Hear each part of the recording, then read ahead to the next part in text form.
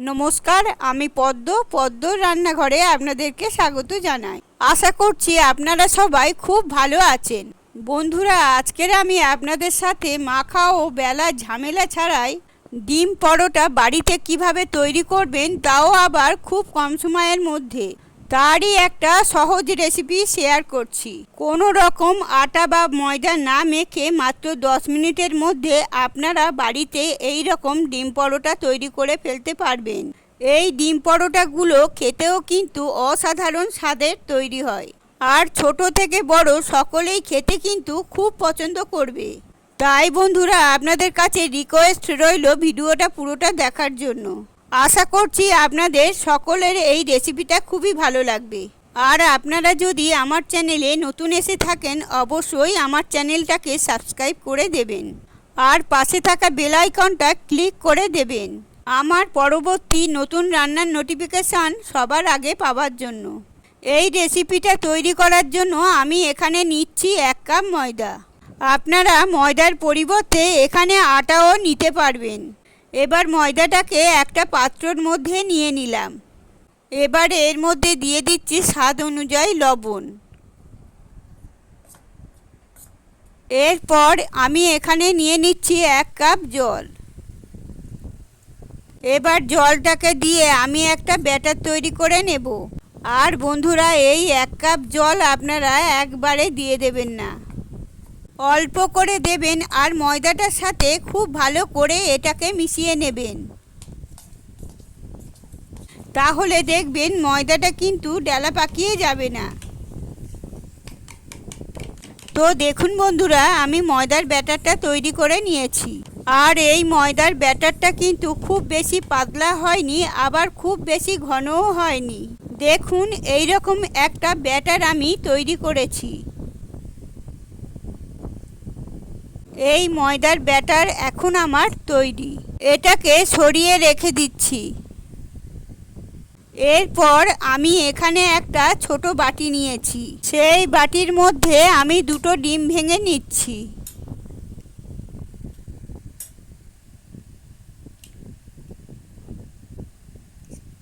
এবার এই ডিমের মধ্যে দিয়ে দিলাম স্বাদ অনুযায়ী লবণ। আর এরপর দিয়ে দিচ্ছি মাঝারি সাইজের একটা পেঁয়াজ কুচি। আর পেঁয়াজটাকে আমি খুব ছোট ছোট করে কেটে নিয়েছি। এরপর দিয়ে দিলাম ছোট সাইজের একটা টমেটো কুচি আর 3টে কাঁচা লঙ্কা কুচি। এটা আপনারা ঝাল বুঝে এখানে ব্যবহার করবেন। আর এরপর দিলাম ধনেপাতা কুচি।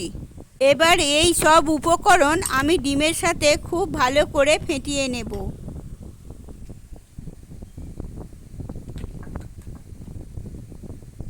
দেখুন বন্ধুরা, আমি ডিমের সাথে সব উপকরণগুলো খুব ভালো করে ফেটিয়ে নিয়েছি। এটা এখন আমার তৈরি। এরপর আমি গ্যাসের মধ্যে একটা কড়া বসিয়ে দিয়েছি আর কড়াইটাকে প্রথমে খুব ভালো করে গরম করে নিয়েছি।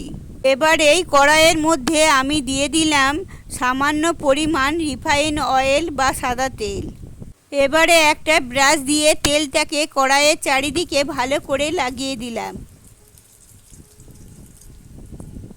এবার এই কড়াইয়ের মধ্যে আমি দিয়ে দিচ্ছি তৈরি করে রাখা ময়দার ব্যাটার। এবার ব্যাটারটাকে দিয়ে আমি এইভাবে সমান করে চারিদিকে চাড়িয়ে দিলাম। এবার এটাকে এখন আমি উল্টাবো না। প্রথমে একটা সাইড খুব ভালো করে হতে থাক, তারপর এটাকে আমি উল্টে দেব। আর এই সময়ে আমি গ্যাসের ফ্লেমটাকে মিডিয়াম ফ্লেমে রেখেছি।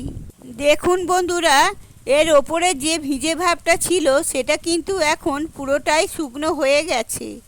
এবার আমি খুন্তি দিয়ে এটাকে উল্টে দিচ্ছি। ঠিক একই রকমভাবে এদিকটাকেও আমি প্রথমে ভালো করে সেঁকে নেব। এটা 2টো সাইড খুব ভালো করে সেঁকা হয়ে গেছে। এবার আমি এর মধ্যে দিয়ে দিচ্ছি রিফাইন অয়েল। এবার তেল দিয়ে এটাকে ভালো করে উল্টে পাল্টে ভেজে নিতে হবে। দেখুন বন্ধুরা, তেল দেওয়ার পরে কিন্তু এটা ফুলে উঠতে শুরু করে দিয়েছে। এবার এটাকে উল্টে পাল্টে খুব ভালো করে ভেজে নিতে হবে।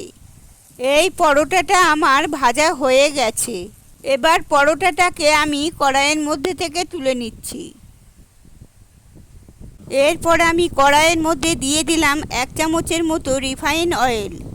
এবার আমি দিয়ে দিচ্ছি তৈরি করে রাখা ডিমের মিশ্রণ।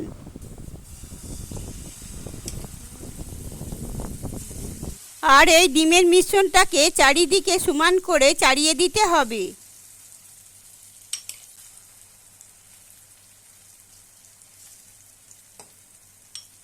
এবার এই ডিমের ওপরে আমি দিয়ে দিচ্ছি ভেজে রাখা পরোটা।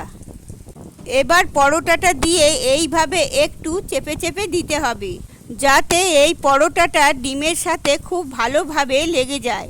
এবার ডিমটা একটা সাইড হতে থাক, তারপর এটাকে উল্টে আমি অন্য সাইডটাকেও ভেজে নেব। দেখুন বন্ধুরা, এটাকে আমি উল্টে এই সাইডটাকেও ভেজে নিচ্ছি। এই ডিমের পরোটাটা আমার তৈরি করা হয়ে গেছে। এবার এটাকে আমি এইভাবে মুড়ে নিচ্ছি। এবার এটাকে উল্টে পাল্টে আরও একটু চেপে চেপে ভেজে নেব।